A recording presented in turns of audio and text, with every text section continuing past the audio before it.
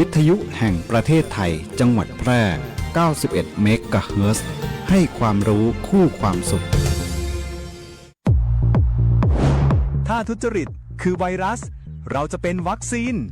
อย่ารอให้ใครมาเปลี่ยนโลกเริ่มจากเราก่อนขอเชิญทุกคนมาสมัครเรียนหลักสูตรต้านทุจริตศึกษาในรูปแบบออนไลน์ฟรีจากสำนักงานปปช.ผ่านเว็บไซต์ aced.nacc.go.th เรียนง่ายเรียนสนุกจบแล้วได้ใบประกาศนียบัตรออนไลน์ส่งตรงถึงมือเรียนรู้วิธีต้านทุจริตเสริมภูมิคุ้มกันทางจิตใจเปลี่ยนพลังความคิดเป็นพลังต่อต้านความไม่ถูกต้องไม่ว่าคุณจะเป็นนักเรียนนักศึกษาหรือประชาชนทั่วไปมาเพิ่มพลังความรู้สร้างสังคมใสสะอาดด้วยการเรียนรู้แบบใหม่บนแพลตฟอร์มต้านทุจริตศึกษาออนไลน์ของสำนักงานปปช.สมัครเลยวันนี้ที่ aced.nacc.go.th มาร่วมสร้างประเทศไทยโปร่งใสไร้ทุจริตและสินบนเริ่มได้ที่ตัวคุณสนับสนุนโดยกองทุนปปช.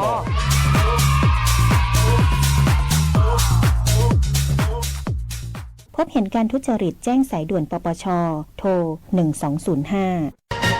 เก็บออมมาตั้งนานข่าวดีสำหรับคนอยากมีบ้านธนาคารอาคารสงเคราะห์มีสินเชื่อปลูกสร้างที่อยู่อาศัยบนที่ดินของตนเองอัตราดอกเบี้ยต่ำยื่นกู้ตั้งแต่3 มีนาคมถึง30 ธันวาคม 2568อนุมัติและทำนิติกรรมภายใน30 ธันวาคม 2568ผ่อนสบายสูงสุด40 ปีกรณีทำประกันสินเชื่อดอกเบี้ยเดือนที่ 1-6 0.89% ต่อปีและกรณีไม่ทำประกันสินเชื่อดอกเบี้ย 1.29% ต่อปีวงเงินในโครงการมีจำนวนจำกัดติดต่อสอบถามที่ธนาคารอาคารสงเคราะห์สำนักงานสาขาแพร่ 054-621-490-5 ธนาคารอาคารสงเคราะห์ทำให้คนไทยมีบ้านดูแลผูกพัน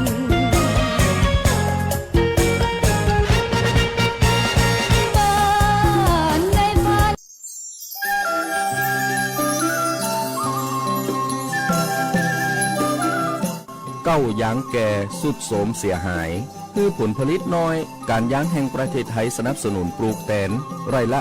16,000 บาทแค่เกษตรกรที่ขึ้นทะเบียนกับกยท.มีสวนบนพื้นที่ดินถูกกฎหมายเก้ายางอายุเกิน25 ปีหรือ18 ปีกรณีเก้ายางคือผลผลิตน้อยพื้นที่ต้องบ่ต่ำกว่า2 ไร่และมีเก้ายางเฉลี่ยไร่ละ25 เก้าขึ้นไปยื่นคำขอได้ตามสิทธิ์เลือกรูปแบบปลูกแตนทั้งปลูกยางพันธุ์ดีไม่ยืนต้นเศรษฐกิจหรือสวนยางยั่งยืนมีเงินทุนพร้อมช่วยเหลือติดต่อได้ที่054-069-605การยางแห่งประเทศไทยจังหวัดแพร่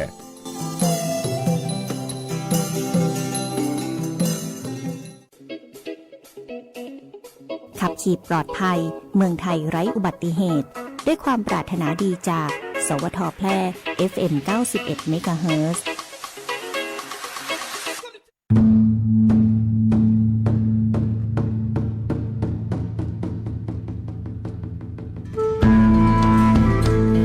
หม้อห้อมไม้ซักถิ่นหักพระล้อจ่อแฮสีเมืองหรือเหลืองแพะเมืองผีขนแต่นี่ใจงามเจ้าจังหวัดแปร่ขอต้อนรับนักท่องเที่ยวทุกท่านตีมาเยือนหมู่เฮาด้วยความยินดียิ่งเจ้า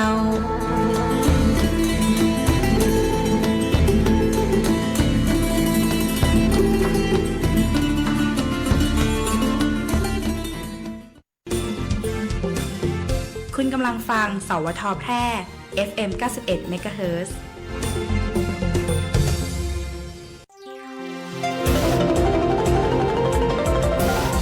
วิทยุแห่งประเทศไทยให้ความรู้คู่ความสุข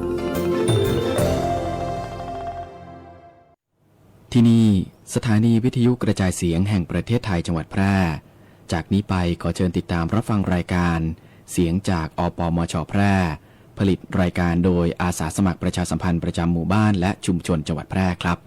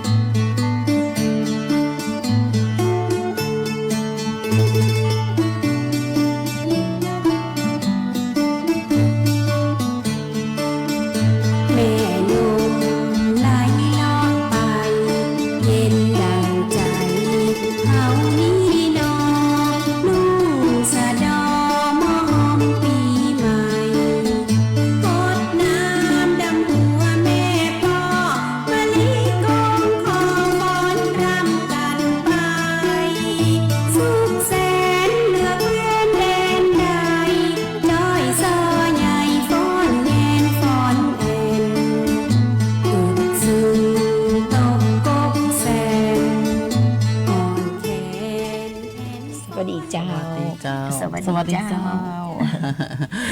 สวัสดีเจ้าท่านผู้ฟังท่านผู้ชมตีเคารพฮักทุกท่านเจ้าป้ากันเหมือนเดิมนะเจ้ากับรายการเสียงจากอปมช.แปรตั้งสถานีวิทยุกระจายเสียงแห่งประเทศไทยจังหวัดแปรหรือสวท.แปรนะเจ้าซึ่งเป็นเครือข่ายของกรมประชาสัมพันธ์นะเจ้าทุกๆวันอาทิตย์นะเจ้าเวลาก็ประมาณ 11 โมงปลายสักน้อยนะเจ้าจนถึงเที่ยงเนาะมาป้ากับเฮาสองคนเนาะน้องมายุรีเนาะเจ้าตีFM 91ตัดนี้นะเจ้าตอนนี้เฮาไล่สดอยู่เนาะออกอากาศแบบสดๆอยู่นะเจ้าคนไหนที่เป็นแฟนรายการเนาะเจ้าก็ดูตั้งมือถือได้นะเจ้าหรือว่าแฟนรายการตั้งวิทยุก็เปิดวิทยุนะเจ้าคลื่น FM 91 เมกะเฮิรตซ์นะเจ้าก็จะได้ยิน2คนเขาเจ้าอยู่นี่เนาะจนถึงเที่ยงนะเจ้าอดทนฟังเสียงคนเฒ่าคนแก่สักน้อยนะเนาะเป็นได้แต่คืนฝนตกกติบานก็ตกอยู่เนาะปล่อยๆเนาะปล่อยตอนนี้นอกห้องทรงก็คลึ้มนะเจ้าคลึ้มมืดๆก็คิดว่าจะตกเนาะอาจจะเป็นตอนแรงๆก็ได้นะเจ้าเนาะเฮาชวนท่านผู้ฟังท่านผู้ชมมาฟังพยากรณ์อากาศกันก่อนเนาะนี่เจ้ากะเกี่ยวกับเรื่องสภาพดินฟ้าอากาศเฮาจะละเว้นบ่ได้นะเจ้าจำเป็นนะเจ้าเนาะเจ้ามาฟังกันเลยเนาะเจ้าพยากรณ์อากาศประจำวันที่24 สิงหาคมพุทธศักราช 2568ตั้งแต่เวลา 6 นาฬิกาวันนี้จนถึงเวลา 6 นาฬิกาวันพรุ่งนี้พยากรณ์อากาศ24 ชั่วโมงตั้งหน้าประเทศไทยมีฝนตกหนักบางแห่งและมีฝนตกหนักมากเป็นบางพื้นที่บริเวณภาคตะวันออกเฉียงเหนือตอนบนขอให้ประชาชนโดยบริเวณจังหวัดบึงกาฬสกลนครนครพนมจันทบุรีและจังหวัดตราดระวังอันตรายจากฝนตกหนักถึงหนักมากและฝนตีตกสะสมซึ่งอาจจะเกิดขึ้นในระยะนี้ไว้ตัวนาเจ้าเนื่องจากมรสุมตะวันตกเฉียงใต้ที่พัดปกคลุมทะเลอันดามันประเทศไทยและอ่าวไทยมีกำลังแรงขึ้นประกอบกับมีร่องมรสุมพาดผ่านภาคเหนือภาคตะวันออกเฉียงเหนือตอนบนสำหรับบริเวณทะเลอันดามันตอนบนและอ่าวไทยตอนบนมีคลื่นสูง 2-3 เมตรส่วนทะเลอันดามันตอนล่างและอ่าวไทยตอนล่างมีคลื่นสูงประมาณ2 เมตรบริเวณตีมีฝนฟ้าคะนองคลื่นสูงมากกว่า2 เมตรขอให้ชาวเรือเดินเรือด้วยความระมัดระวังและหลีกเลี่ยงการเดินเรือในบริเวณที่มีฝนฟ้าคะนองเรือเล็กบริเวณทะเลอันดามันตอนบนและอ่าวไทยตอนบนควรงดออกจากฝั่งในระยะนี้นะเจ้า อันหนึ่งพายุโซนฮ้อนกำลังแหงขาจิกินะเจ้าจือขาจิกินะพายุโซนร้อนนะเจ้าบริเวณทะเลจีนใต้ตอนบนมีแนวโน้มจะขึ้นฝั่งบริเวณประเทศเวียดนามและประเทศลาวตอนบนในช่วงวันที่25 ถึง 26 สิงหาคมนี้นะเจ้าก็ขอให้ประเทศไทยมีฝนเพิ่มขึ้นนะเจ้าและมีฝนตกหนักถึงหนักมากหลายพื้นที่กับมีลมแห้งบริเวณภาคตะวันออกเฉียงเหนือตอนบนและภาคเหนือในช่วงวันที่24 ถึง 27ก็คือเริ่มตั้งแต่วันนี้เป็นต้นไปนะเจ้าพยากรณ์อากาศบริเวณภาคเหนือมีฝนฟ้าคะนอง70%ของพื้นที่และมีฝนตกหนักเป็นบางแห่งบริเวณจังหวัดน่านลำปางแปร่ตากสุโขทัยอุตรดิตถ์กำแพงเพชรพิจิตรพิษณุโลกและจังหวัดเพชรบูรณ์อุณหภูมิต่ำสุด21 ถึง 24 องศาเซนเซียสอุณหภูมิสูงสุด27 ถึง 33 องศาเซนเซียสลมตะวันตกเฉียงใต้ความเร็ว10 ถึง 15 กิโลเมตรต่อชั่วโมงพยากรณ์อากาศบริเวณจังหวัดแปรมีฝนฟ้าคะนอง70%ของพื้นที่และมีฝนตกหนักเป็นบางแห่งทัศนวิสัย5 ถึง 10 กิโลเมตรลมตะวันตกเฉียงใต้ความเร็ว10 ถึง 15 กิโลเมตรต่อชั่วโมง อุณหภูมิสูงสุดที่สถานีอุตุนิยมวิทยาแปรตะวันนี่วัดได้32องศาเซนเซียสอุณหภูมิต่ำสุดที่สถานีอุตุนิยมวิทยาแปรแต่เจ้านี่วัดได้24.6องศาเซนเซียสคาดว่าอุณหภูมิสูงสุดบ่ายวันนี้ประมาณ31องศาเซนเซียสคาดว่าอุณหภูมิต่ำสุดเจ้าวันพรุ่งนี้ประมาณ25องศาเซนเซียสปริมาณน้ำฝนตั้งแต่เวลา 7 นาฬิกาตะวันนี้จนถึงเวลา 7 นาฬิกาวันนี้วัดได้ 1.1 มิลลิเมตรวันนี้ดวงอาทิตย์ตกเวลา 18 นาฬิกา 40 นาทีวันพรุ่งนี้ดวงอาทิตย์ขึ้นเวลา 6 นาฬิกา 4 นาทีก็ต้องขอบคุณ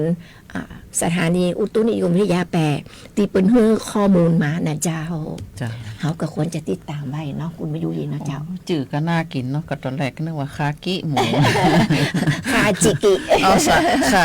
เปิ้นเติมจิมาให้น้อยเนาะคาจิกิตอนแรกก็นึกว่าพอปทีนึกว่าคากิเนาะคากินะเจ้าแต่ยังบ่หมดนะคุณมายุรีเจ้ามีประกาศแถมนะเจ้าเนาะขอต่อประกาศเนาะประกาศของกรมอุตุนิยมวิทยานะเจ้าเรื่องพายุคาจิกินะไม่ใช่คากินะ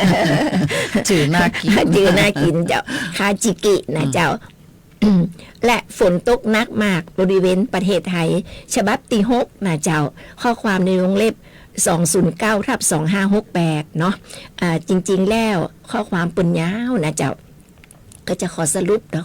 เป็นประกาศของปืนนะเจ้าปืนก็บอกว่าตั้งแต่วันที่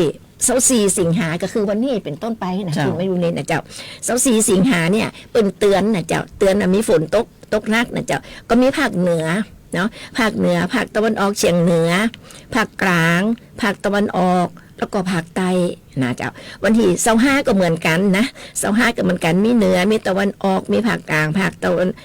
ภาคใต้เหมือนกันเนาะเจ้ามีหลายจังหวัดเนาะนี่เป็นประกาศของกรมอุตุนิยมวิทยานะเจ้าเรื่องพายุคาจิกินะเป็นฉบับที่6นะเจ้าจื่อน่ากินม่วนนะเจ้าน่ากินขนาดนักเลยเนาะแล้วนะเจ้าคุณมันอยู่ดีผู้ว่าราชการจังหวัดแปรของเฮานี่นะเจ้าเปิ้นก็ได้เตือนมานะเปิ้นก็ได้เตือนเพราะความเป็นห่วงเป็นใยนะพ่อแม่พี่น้องเนาะเจ้าพ่อแม่พี่น้องของจังหวัดแปรผู้ว่าราชการจังหวัดแปรเปิ้นก็ได้แจ้งเตือนนะเจ้าแจ้งเตือนว่าตั้งแต่วันที่24ถึง28นะ24ถึง28เนี่ยให้เฝ้าระวังเรื่องน้ำท่วมฉับพลันและน้ำป่าไหลหลากนะเจ้าน้ำป่าไหลหลากเนาะทีนี้เปิ้นก็บอกว่าให้เฝ้าระวังดังนี้นะเจ้าดังนี้1ให้ติดตามนะเจ้าให้ติดตามปริมาณน้ำฝนตีตกในพื้นที่แต่ละจุดอย่างใกล้ชิดนะเจ้าโดยเฉพาะพื้นที่มีฝนตกสะสมนะเจ้า2ให้เฝ้าระวังอ่างเก็บน้ำขนาดกลางและเล็กที่มีปริมาณน้ำมากกว่า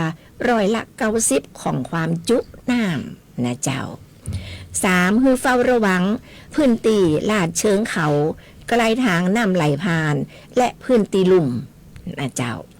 4ให้ระมัดระวังอันตรายจากกระแสไฟฟ้ารั่วอันนี้ก็สำคัญนะเจ้ากรณีมีการเสี่ยงถ้ามีฝนตกฟ้าห้องนะเจ้ากว่าไฟฟ้ารั่วจะเกิดขึ้นนะเจ้าเนาะแล้วก็เป็นอันตรายนะเจ้าคุณมายุรีเป็นอันตรายให้ตัดกระแสไฟฟ้าโดยทันทีนะมีไฟฟ้ารั่วให้รีบตัดทันทีเลยอันนี้เป็นความเป็นห่วงเป็นใยจากผู้ว่าราชการจังหวัดแปรนอเจ้าปดคันอ้าวลงเลยเนาะเจ้าอันไอตีบอสมควรใจเขาก็บอกใจเตือมาใจเตือเนาะคนของขึ้นไว้กับจะไปฝั่งเอาลงเตือเนาะคือมันเดียวนี่มันคุณมันอยู่ดีสังเกตพอกติดแล้วเนาะตีฝนตกฝนตกแล้วมันจะมีน้ำป่าไหลหลากน้ำป่านี่มันจะมาส่วนมากนะจะมาช่วงกลางคืนตอนตีบางคนก็รับสนิทแล้วอีเนี่ยบางคนก็ขนขอบขนคว้าขึ้นบดตันนี่นะเจ้าน้ำป่ามันจะมาเร็วนะเจ้าเนาะเพราะต้นไม้ต้นหญ้านี่บ่มีแล้วตีว่าอย่าดูดน้ำไว้ตรงนี้เป็นภูเขาเป็นป่าตีหัวล้น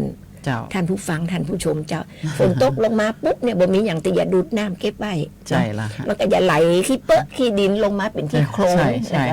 เนาะคุณพระทันกันกาโอ้ถูกเนาะ โอ้ถูกแตะเลย เจ้า ว่าสมัยแต่ก่อนเนี่ยต้นไม้มันเยอะเนาะ ใช่ แล้วก็ดอยเนี่ยมันก็ดินหมด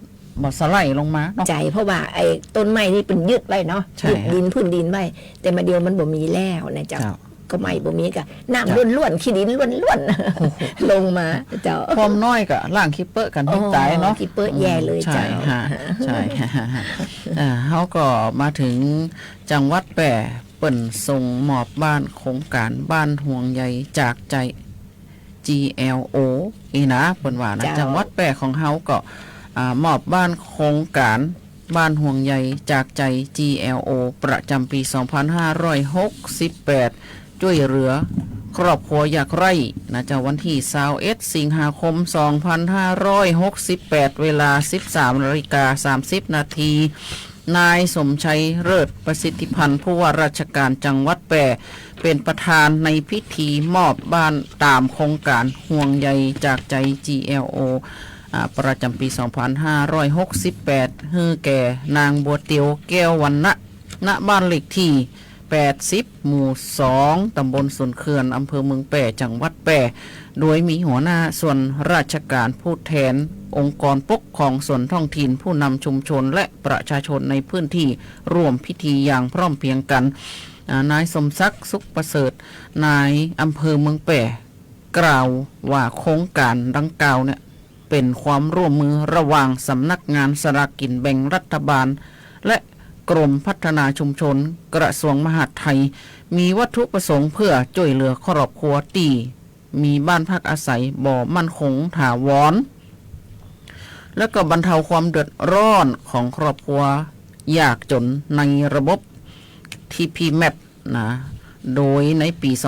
2568 จังหวัดแปร่ได้รับจัดสรรงบประมาณก่อสร้างบ้านจำนวน1 หลังวงเงิน200,000 บาทนะซึ่ง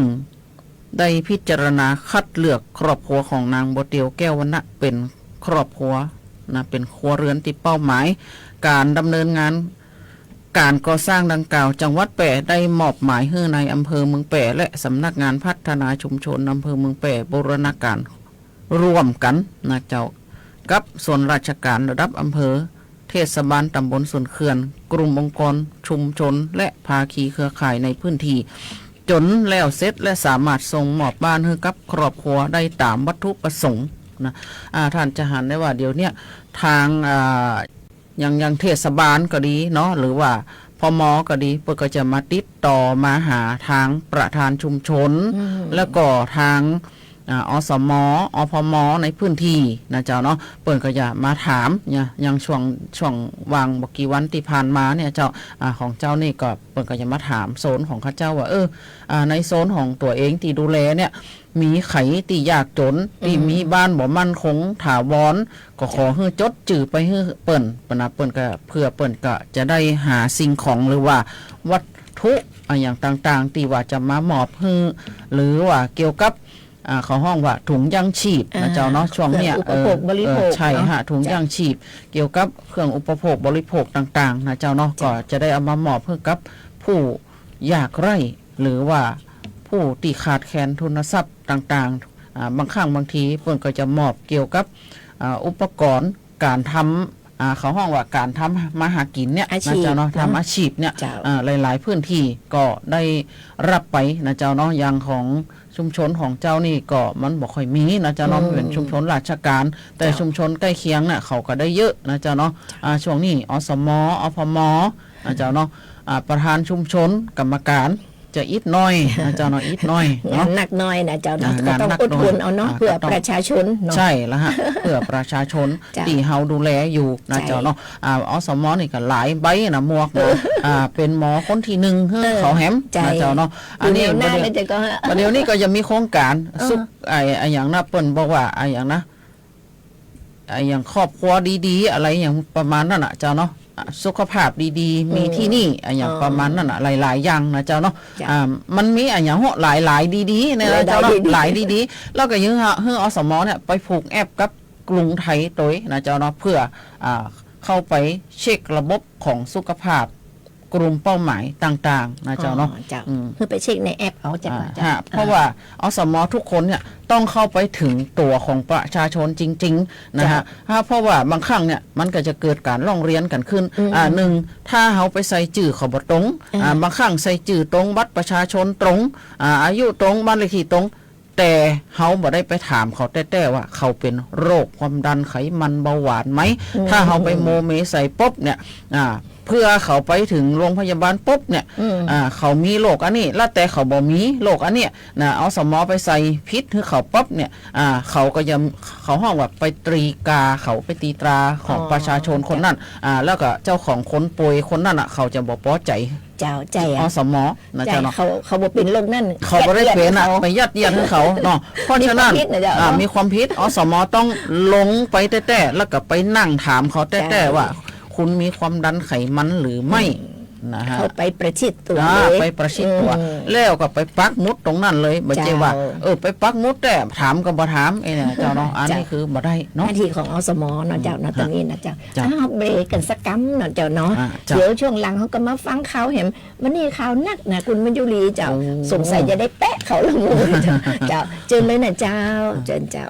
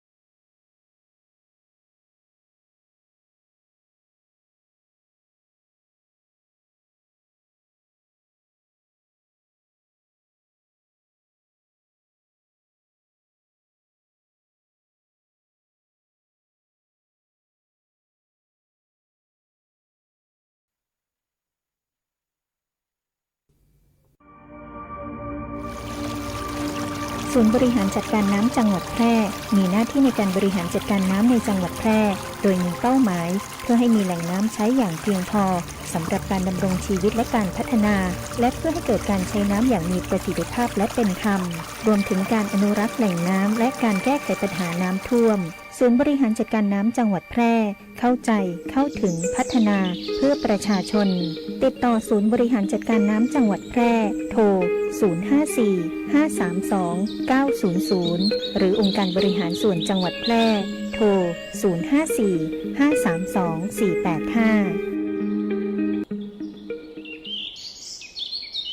ประกันไม่ใช่แค่เพียงธุรกิจที่เอามาขายคุณเพื่อเงินแต่ประกันเป็นการกระจายความเสี่ยงของคุณไปให้บริษัทประกันถ้าไม่เชื่องั้นลองฟังนี่ผมชื่อประกรณ์มีบ้านอยู่1 หลังอยู่มาวันหนึ่งแก๊สระเบิดบ้านผมก็หายไปคุณว่าใครจะรับผิดชอบให้ประกรณ์ถ้าเขาไม่ทำประกันทำประกันเถอะครับจะประกันไหนๆก็อุ่นใจเมื่อมีประกันคปภ.สำนักงานคณะกรรมการกำกับและส่งเสริมการประกอบธุรกิจประกันภัยใบขับขี่ออนไลน์เนี่ยง่ายตั้งปุ๊บตั้งใจบ่ต้องไปขนส่งบ่ต้องไปอบรมบ่ต้องสอบกาถ่ายรูปโอนจ่ายจบโหจับโปะข่าวปลอมดีหนาติหูตันบ่หลงเจือบ่กดไลค์กดแชร์แม่นก็เพียนแสงล่า สุดยอดเพียนเทพีสีม้อยคนงามตีบอสเลกสลามไปเจือเขา แต่ละมือแต่ละเดย์เพจปลอมโมนี่นะลูกเล่นมันแผลวพลาวเวลาปะข่าวแบบเดียวกันเนี่ยก็ต้องเช็คแล้วเช็คแหมเลือกอันตีมีแหล่งอ้างอิงตีมาชัดเจนตรวจสอบได้น่าเจือถือบางเตือนเนี่ยต้องพอแผว URL ปุ่นนะเพราะเขาจังปลอมแต่งเนี่ยคือค่ายกันสับปะตรวจสอบสอบไปสอบมาสุดท้ายอาจจะป้าว่าดันเป็นข่าวเก่าเหียก็ได้หรือป้าการแจ้งเตือนจากเว็บไซต์อื่นว่าอันนี้เป็นข่าวปลอมและหมู่ข่าวปลอมเนี่ยก็จังสะกดคำพิษด้วยนะบ้านก็ไปเอาหูภาพจากข่าวเก่ามาใจเพื่อเพิ่มความน่าเชื่อถือปะจะอีต้องตั้งสติให้ดีแต่ทำความเข้าใจผู้เต่าตันสังเกตข่าวปลอมหมู่ติลึกจังเผยแพร่แต่ข่าวปลอมบดีล่อเล่นกับระบบเนอร์มีสิทธิ์ติดคุกนะปรารถนาดีจากสำนักงานประชาสัมพันธ์ตี3กรมประชาสัมพันธ์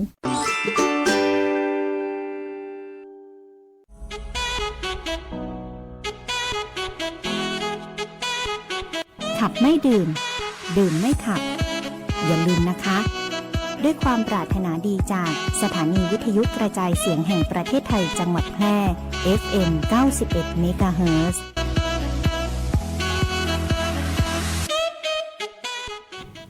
เจ้าท่านผู้ฟังท่านผู้ชมเจ้า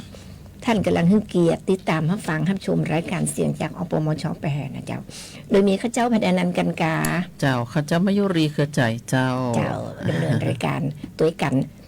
ทุกวันอาทิตย์นะเจ้าถ้าคนไหนบ่มีภารกิจเนาะไปตีอื่นนี่นะเจ้าก็ร่วมกัน2 คนเนาะเจ้าถ้าคนหนึ่งคนใดมีภารกิจก็เขาก็ทำหน้าที่แทนกันไปเนาะเจ้าเนาะเป็นได้ของเจ้าเพลงมนต์ม้วนจากรายการจบไปแล้วเนาะแฟนรายการคอม้านะเจ้าท่านผู้ฟังท่านผู้ชมเจ้าต่างบ้านเนาะคนไหนอยากจะฟังเพลงอันยังก็ขอกันเข้ามาได้นะเจ้าคิวเต็มหมดเลยเนาะคิวเต็มนะเจ้าทางรายการพยายามจะโค่นเนาะจะโค่นแล้วก็จะเรียงเพลงนะเจ้าว่าเพลงไข่มาก่อนมาหลังอีนะเจ้าเนาะและถ้าหากว่าทางบ้านของท่านหรือชุมชนของท่าน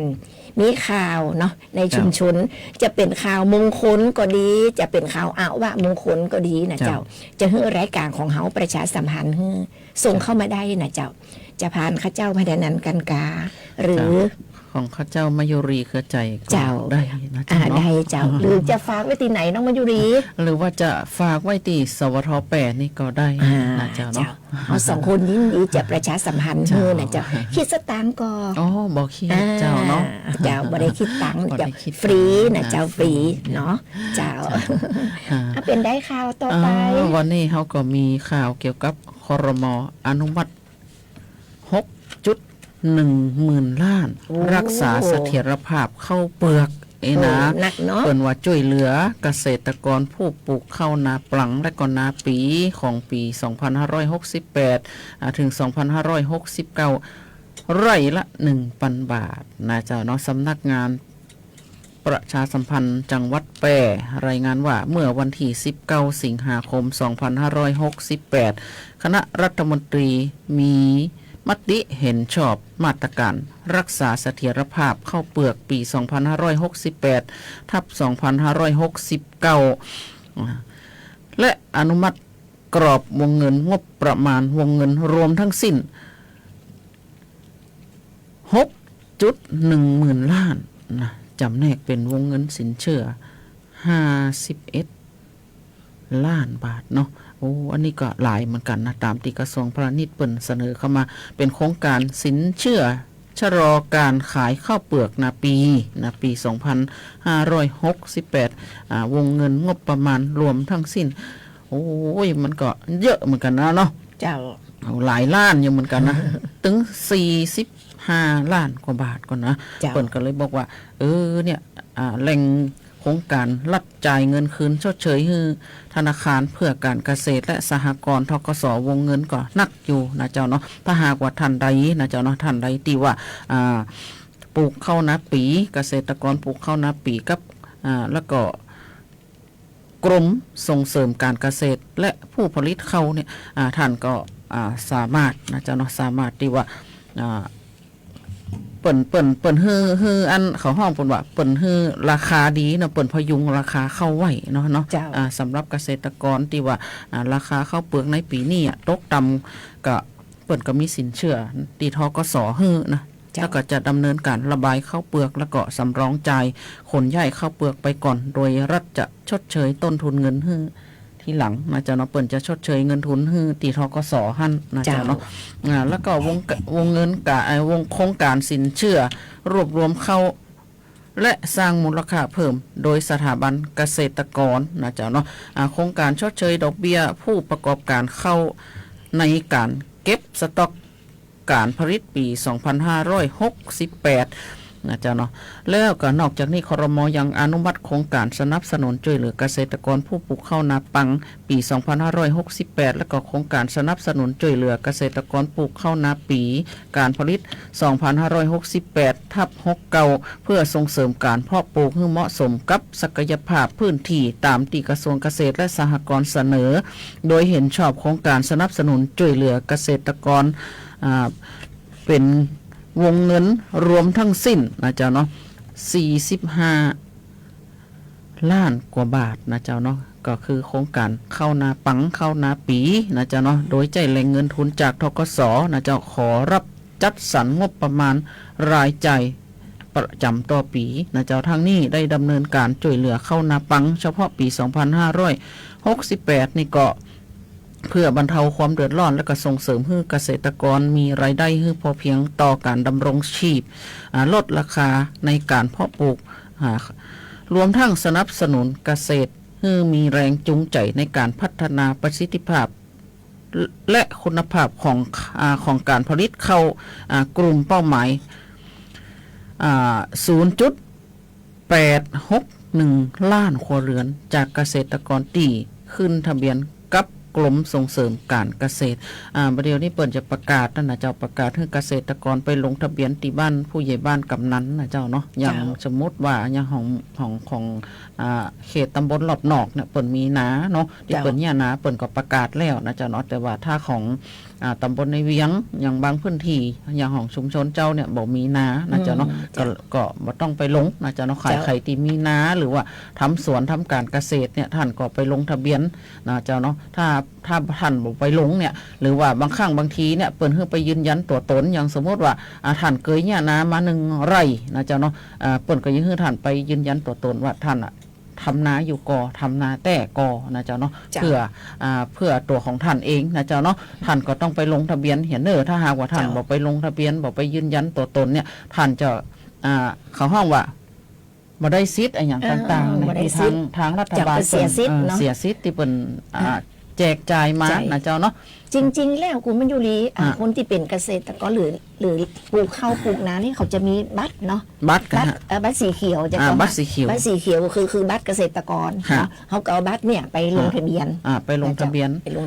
บางคนเนี่ยเปิ่นมาจะว่าเนี่ย1 ไร่เนาะปีนี้เปิ่นเนี่ย1 ไร่แต่ปีหน้าเปิ่นอาจจะเพิ่มขึ้นมาแฮมนะท่านก็ต้องไปลงทะเบียนเพิ่มแล้วก็ยืนยันอันเก่าด้วยนะเจ้าเนาะใจละไร่ละ 1,000 บาทจิก่อนไร่ละ 1,000 บาทก็นักนั่นน่ะเจ้าก็นักอยู่นะนักอยู่เจ้าเนาะคนไหนน่ะตีหุ้นตัวเนาะเจ้าเนาะว่าเฮาปลูกข้าวปลูกนาเป็นชาวเกษตรกรก็ไปลงทะเบียนได้ตีบ้านกำนันหรือผู้ใหญ่บ้านเจ้าเนาะเกษตรเปิ้นจะออกไปหั่นน่ะเจ้าเปิ้นจะออกไปหั่นเดี๋ยวเปิ้นจะมีเสียงตามสายเนาะบอกแมลงมั้ยก็เปิ้นก็ประกาศเสียงตามสายเนาะใครเนี่ยนะเนี่ยให้อย่างบอกก็มาลงทะเบียนได้ที่ไหนเองนะเจ้าเนาะเจ้าต่อไปเฮามาพอผลงานของตำรวจนะคุณมาอยู่ดีตำรวจจังหวัดแปรนี่นะเจ้าเป็นมีผลงานแทบทุกวันเลยนะผลก็เก่งเนาะแทบทุกวันเลยอันนี้ก็เหมือนกันเฮามาฟังกันเลยนะเจ้ามาพอผลงานของตำรวจจังหวัดแปรจับยาบ้านะจับได้ข้างบจีน้อยๆนะเป็นล้านเม็ดเลยนะคุณมาอยู่ดีอันนี้ก็เหมือนกัน2 ล้านเม็ดก็นะเจ้า2 ล้านเม็ดเรามาฟังรายละเอียดกันเนาะเจ้าเนาะเมื่อวันที่22 สิงหาคมที่ผ่านมานี่นะเจ้าตีกองบังคับการตำรวจภูธรจังหวัดแปรนายชัยสิทธิ์ชัยสำริดผลรองผู้ว่าราชการจังหวัดแปรเนาะเป็นประธานในการแถลงข่าวนะเจ้ารวมกับเจ้าหน้าที่หลายๆฝ่ายเนาะเจ้าหน้าที่หลายๆฝ่ายก็สืบเนื่องมาจากว่าได้มีการจับกุมขนตีขอบครองยาบ้าหรือรถตีขนยาบ้านะเจ้าได้ตีสพ.ห้วยไร่เนาะเจ้าสพ.ห้วยไร่จังหวัดแปรนะเจ้าโดยมีรถยนต์ขับมาแล้วนะเจ้าคุณมันอยู่ดียี่ห้อ Honda นะเจ้าสีขาวหมายเลขทะเบียนขอไข่6960เจียงไฮ้นะเจ้านะขอไข่6960เจียงไฮ้โดยมีนายมานิดเป็นคนขับนะเจ้าแต่เขาบอกนามสกุลเปิ้นนะเปิ้นสงวนไว้ เจ้าเป็นคนขับนะเจ้าพอขับมาถึงสพ.ห้วยไร่เจ้าหน้าที่เปิ้นก็ตรวจเปิ้นว่าหยุดก่อนไอ้น่ะขอตรวจค้นจิมไอ้น่ะเจ้าพอเปิ้นค้นภายในรถก็ปะกระสอบหลายๆสีนะเปิ้นดัดแปลงเป็นเป้สะพายหลังนะเอากระสอบไปดัดแปลงเป็นเป้สะพายหลังมันเจ้าเนาะพอมาถึงเจ้าหน้าที่ก็สั่งให้คนขับรถเข้าไปจุดตรวจพอดีสพ.ห้วยไร่มันมีจุดตรวจเนาะมันมีด่านตรวจนะเจ้าจุดตรวจปรากฏว่าคนขับรถปารถเข้าไปตีจุดตรวจนะเจ้าขับรถหนี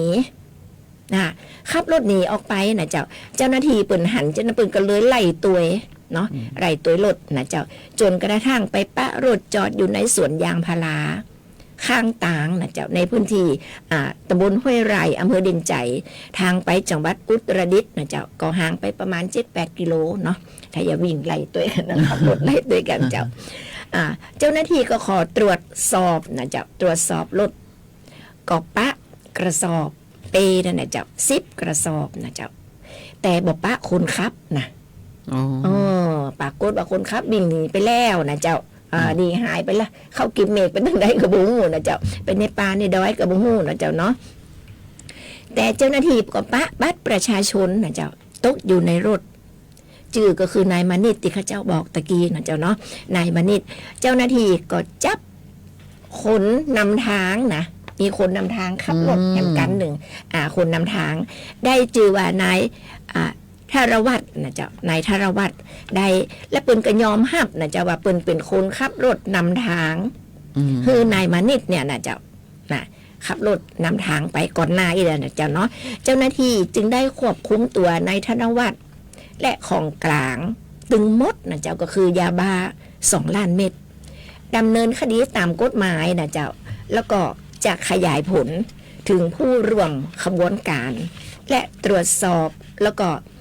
ยึดอายัดทรัพย์สินนะทรัพย์สินที่เกี่ยวข้องกับการค้ายาเสพติดนี่นะทุกรายการเลยนะเจ้าเจ้าหน้าที่เปิ้นบ่รอดหรอกเนาะเจ้าเนาะการทำผิดกฎหมายนี่เจ้าหน้าที่นี่เปิ้นเก่งนะมาเดียวนี่นะเจ้าเปิ้นเก่งและเจ้าหน้าที่ตำรวจเปิ้นก็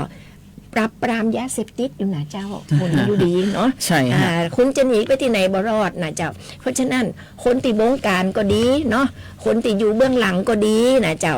กะเปิ่นก็ตรวจสอบได้หมดนะเจ้าแล้วเปิ่นก็อย่ายึดเนาะยึดทรัพย์สินที่ทันมีมาจะเป็นรถกี่กันเป็นบ้านกี่กันเงิน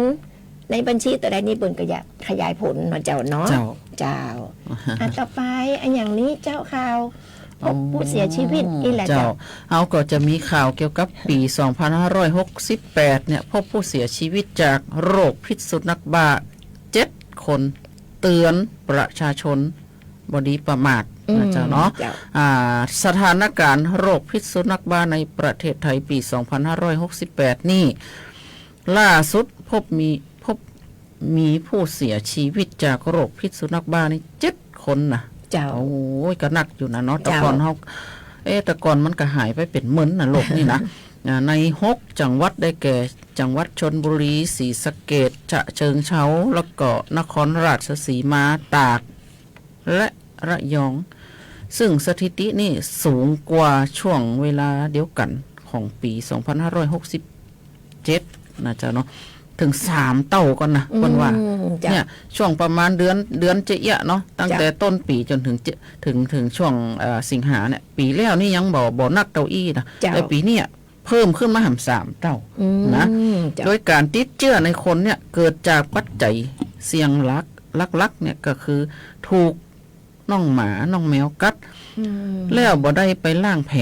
นะบ่ได้ไปพบแพทย์และก็บ่ได้ฉีดวัคซีนป้องกันโรคพิษสุนัขบ้าผู้เสียชีวิตส่วนใหญ่จะเป็นคนรักสัตว์นะเจ้าเนาะบางคนก็ชอบเก็บสุนัขจรจัดมาเลี้ยงพ่องนะโดยขาดความตระหนักถึงอันตรายของโรคพิษสุนัขบ้าดังกล่าวขอให้พี่น้องประชาชนอย่าประมาทนะเจ้าเนาะท่านต้องเฝ้าระวังภัยไล่จากโรคพิษสุนัขบ้าและวันนี้นะเจ้าเนาะก็ขอให้ทุกท่านเนี่ยช่วยกันนะเจ้าเนาะช่วยกันป้องกันโรคพิษสุนัขบ้าโดยที่ท่านเอาสัตว์เลี้ยงของท่านไปฉีดวัคซีนป้องกันโรคพิษสุนัขบ้าเหี่ยตีเขาห้องว่า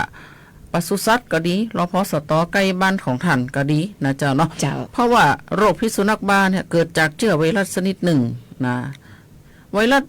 ชนิดเนี่ยนะเปิ้นสามารถเกิดกับสัตว์เลี้ยงลูกด้วยนมได้ทุกชนิดนะเจ้าพบได้ทุกจังหวัดทั่วประเทศและทุกฤดูบ่จะว่าเฉพาะฤดูร้อนนะการติดต่อเกิดจากถูกสัตว์ติดเชื้อกัดควันหรือเลียแผลเยื่อบุเช่นเยื่อบุตาจมูกปากนะเจ้าเนาะซึ่งจะมีระยะการฟักตัวในคนเฉลี่ย3 สัปดาห์หรือถึง4 เดือนบางรายอาจจะนานเกิน1 ปีนะ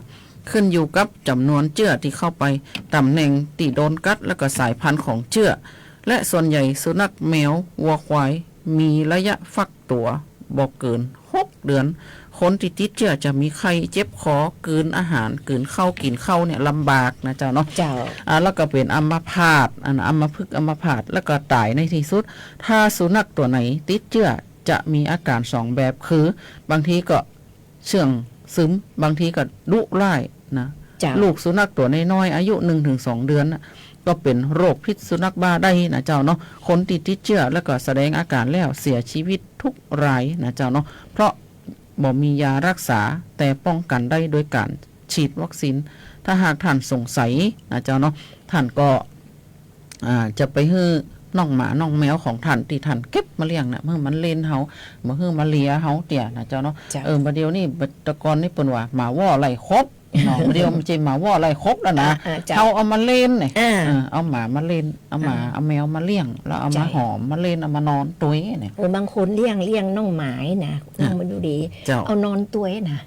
เมื่อคืนก็ต้องเอานอนตุ้ยถึงน้องหมาน้องแมวน่ะแล้วขนนะมันขนจะเข้าจมูกนะมีเปื่อนอยู่คนหนึ่งแต่ก่อนทำงานอยู่ที่เดียวกันเนาะเปื่อนเลี้ยงน้องหมาเลี้ยงน้องหมาตัวน้อยตัวน้อยไปไหนกะหิ้วใส่ตะกร้าไปตัวไปแอลตีไหนหรือไปทำงานก็ยังเอาไปตัวนะฮะหิ้วตะกร้าไปตัวพอที่นี่เปื่อนก็บดสบายขึ้นมา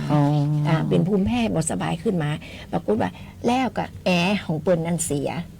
แอร์ของเปิ้นเสียที่บ้านนะ ฮะ เปิ้นก็เอาช่างแอร์ไปซ่อมแอร์ อ๋อ ไปลื้อแอร์ออกปรากฏว่าขนน่องหมา โอ้ย น้องแมวอยู่ในหั่นเต็มหมดเลย โอ้น่าดีกว่าเนาะ คือเขาบ่หันบ่พูดมันปลิวเข้าไปไง ฮะ เนาะแอร์มัน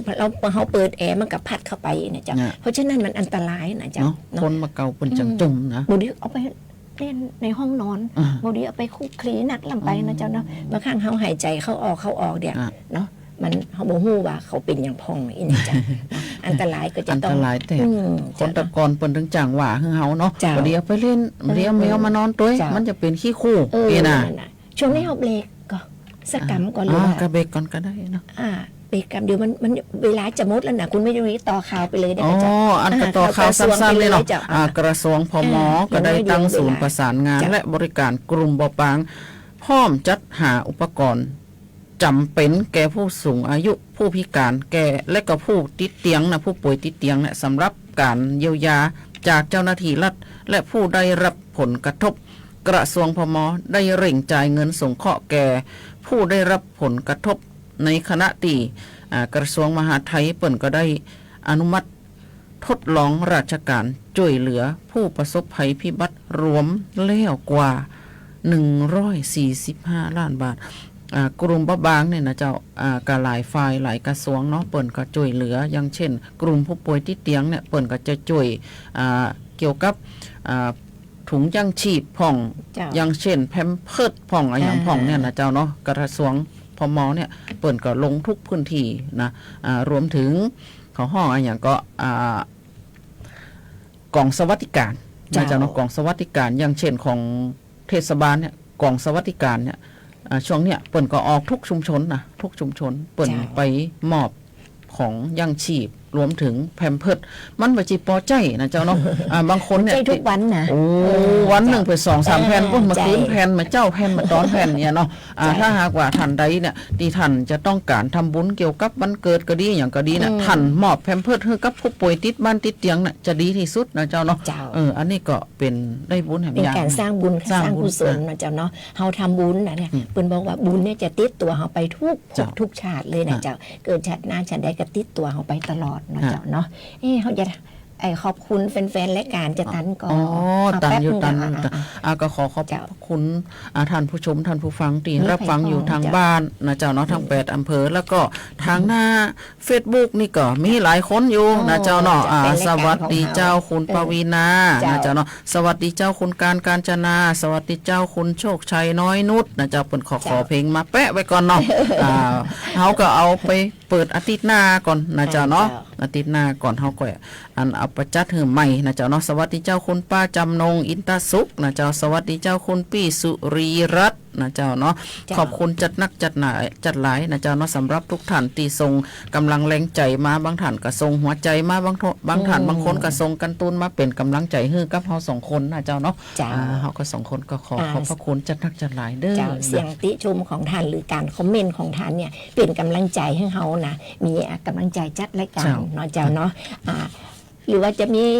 ข่าวที่เขาเจ้าบอกตะกี้นะอย่างเฮาประชาสัมพันธ์กระส่งมาได้นะเจ้าสำหรับวันนี้นะคุณมยุรีเจ้าเวลาของเฮาหมดลงแต่เนี่ยนะเจ้าก่อนจากกันในวันนี้นะเจ้าข้าเจ้าก็ขอบคุณท่านผู้ฟังท่าน